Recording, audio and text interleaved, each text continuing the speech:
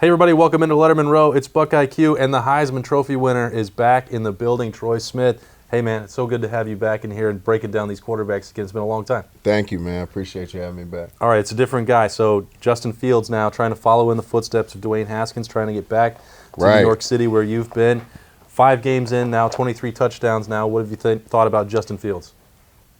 I mean, there's not much that you can say that he's doing wrong. I've thought pretty much the same thing that everybody else has thought. The one thing that I do hope and wish is that we can maintain it. You know what I'm saying? The Big Ten is a tough conference to play in. He's making the adjustment, and this is one thing that I was definitely wanting to give him leeway on early, was the ability to come from a specific conference to another conference and adapt to the play of football. He's done that. He's done everything so far that the coaches have asked of him. Playing quarterback is fun, and he's making it seem like it. You know what I mean? We're going to break that down later on here on BuckIQ, but I love asking you this question since you've got a ballot. I don't have mine anymore since I moved regions of the country, but there's Fields has put himself in the Heisman race. Definitely. I keep saying that Chase Young has a legitimate shot to break in there as a defensive player, and then J.K. Dobbins is one of the best tailbacks in the country. What are you going to do when you got 3 Buckeyes to fill out that ballot? Well, I know which way I'm going to fill it out. I'm not going to tell you yet. I know it's going to be ice skating uphill for J.K. Dobbins. Yeah. He's going to have some incredible games. He's going to have to shine above everybody else. There's not a knock on him because I believe that if he reaches for the moon, he can land in the stars. He might win the Doak Walker, might win the Maxwell, you know what I mean? Yeah. I mean, I think he's that type of player. I think Master Teague will give him and spell him in specific areas to keep him fresh, so that's good for him.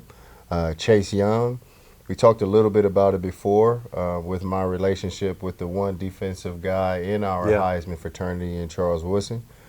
He brings so much swag to the field and to the play and also to the Heisman room. I think Chase can do those same type things. As a defensive player, I haven't seen it look this easy in a long time. Right. And he's making the Scarlet and Gray look tremendous on the defensive end as a rush player because the NFL is turning into that. You know what I mean? And, Justin Fields, what more can you say? The quarterback, the quarterback's, lore is what rules the Heisman world. I'm not going to say that it's sad because it's a good thing. I'm a QB myself, and I would love to have you come and be a part of that fraternity with us, brother, really. But it's tough because across the board there are, tremendous quarterbacks. The parity is amazing. From the West Coast to the Midwest to the East Coast, you got guys that are balling at the position, you know what I mean? So I think Ryan Day is going to continuously set Justin Fields up for, continued success, keep the train rolling, and I think he'll be able to celebrate at least a little bit with me in December. We'll get a couple shrimp cocktails, chill out, boom. There you go, New York. That's still a ways away. Justin Fields has a lot of work ahead of him. He's only played 5 games, plays Michigan State, a big test on Saturday night. Huge, Troy's going to break down right now what's fueling this success for the Ohio State sophomore. Let's roll the tape. All right, Troy, you look at this guy through 5 games, 23 touchdowns. Some of it's coming with his arm. Some of it is what he's doing right here against Nebraska where he wants to throw, but that open lane comes for him and he uses those legs. And this is what makes him so dangerous, I think. Yeah, decision-making as a quarterback is everything. We talked a little bit prior to the tape coming on about how he's everything that you want him to be from his stature. Obviously, his IQ is above everything that we're looking at now because that's why we're talking about this play really stands out. He's been shredding everybody with his arm, but to have patience and poise to use his feet and do some pretty spectacular things here, you can't miss that. You got to talk about that. It seems like he's a little bit like you were, that if you wanted to make a play with your feet, you could. Right. But you wanted to. It seemed like a lot of times, correct me if I'm wrong, use your legs to set up your arm. Definitely. I appreciate that compliment. I think these kids now, with this guy included, are a lot better than what I was and what we were back then. They are asked to do a lot of different things. The RPO option is a total different phase to the game that we just didn't have.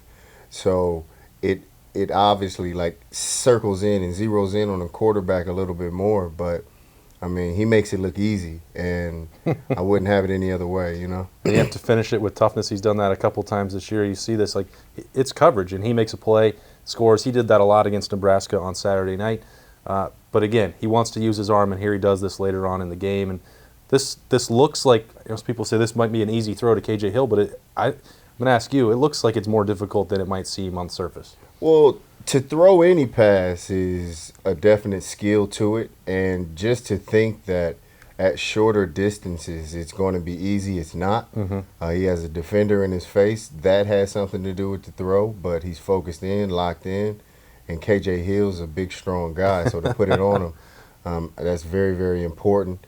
He doesn't have to slow down. He doesn't have to get off of his route path at all, and you know, that's to be talked about also. Yeah, that's if he doesn't lead him out in stride, he's not going to score. This defender's going to have a chance. So tougher throw there, tougher window than it might look.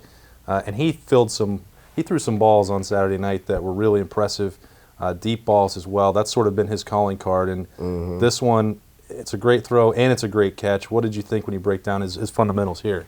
Well, just like we talked about it before, the run-pass option is just a total different aspect to the game. So technically, he has to take his eyes away from his target to initiate the first portion of the play, and then get his eyes back to complete a pass that they call a dime nowadays on ESPN. You know what I mean? So this is incredible credit to this kid.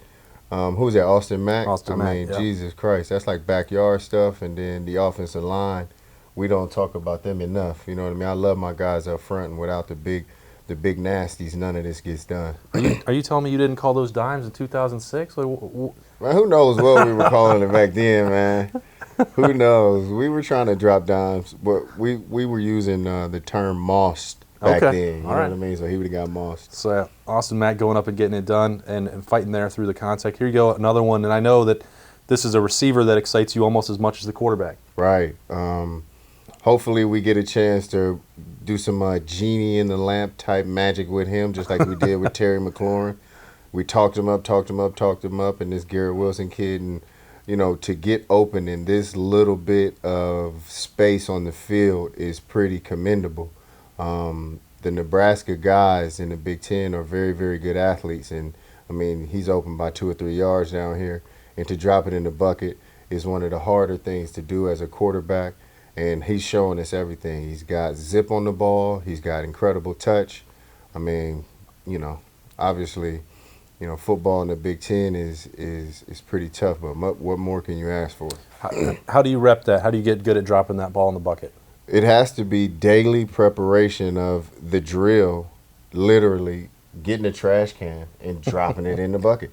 Or, you know. Literally in a bucket. We 2019 OSU, you know, they got all types of like electronic nets and a net that will probably throw the ball back to you if you throw it in the net. You know what I mean?